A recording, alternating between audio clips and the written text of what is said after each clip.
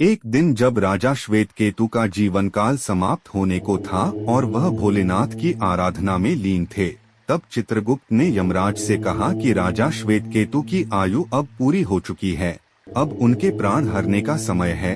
तब यमराज ने अपने दूतों को आज्ञा दी कि वे जाएं और श्वेतकेतु के प्राण हर लाएं। यमदूत राजा श्वेतकेतु के पास पहुँचे तो वह शिव मंदिर में थे। दूत बाहर ही खड़े हो गए। श्वेतकेतु गहरे ध्यान में थे। बहुत देर हो गई, न श्वेतकेतु का ध्यान टूटा न यह दूत हिले। दूत बिना अपना काम किए खड़े रहे। जब वे वापस नहीं पहुँचे तो यमराज ने विलंब होते देखा तो कालदंड संभाला और खुद चल पड़े। दूतों के आने में देरी होने के चलते यमराज स्वयं ही राजा श्वेतकेतु के प्राण हरने पहुँचे, लेकिन वहाँ उन्होंने देखा कि वह तो महादेव की साधना में लीन है। अब तो वह सोच में पड़ गए कि इसके प्राण कैसे हरें। उन्होंने सोचा कि यह अभी पूरी तरह शिव पूजा में डूबा है, इस स्थिति में शिव पूजा का उल्लंघन नहीं किया जा सकता।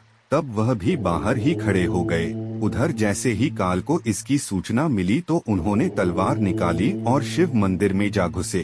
काल ने देखा कि राजा श्वेतकेतु अभी भी भगवान शिव के लिंग स्वरूप के सामने बैठे ध्यान मग्न हैं। वह झपटकर आगे बढ़ा और जैसे ही उसने राजा श्वेतकेतु का सिर काटने के लिए तलवार उठाई, शिव ने अपना तीसरा नेत्र खोलकर काल की ओर देखा।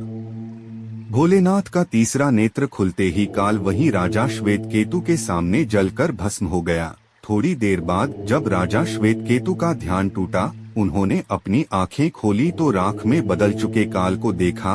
उन्हें चिंता हुई कि यह कौन है और क्या है। श्वेतकेतु ने भगवान शिव से पूछा, हे भोलेनाथ, ये किसकी राख है? इसे किसने और क्यों जलाया? तब भोलेनाथ ने बताया कि यह काल था जो कि तुम्हारे प्राण हरने आया था। राजा श्वेतकेतु ने कहा कि हे महाकाल, यह तो आपकी ही आज्ञा से तीनों लोक में विचरता है, लोक को नियंत्रण में रखता है। इसी के भय से तो लोग पुण्य कार्य करते हैं। आप इन्हें अतिशीघ्र जीवन दान दे दें। शिवजी की कृपा से कालजी उठा और उसने उठते ही श्वेतकेतु को अपने गले से लगाकर बोला, राजा, तुम जैसा तो तीनों लोकों में कोई नहीं है। तुमने तो अजय काल को भी जीत लिया।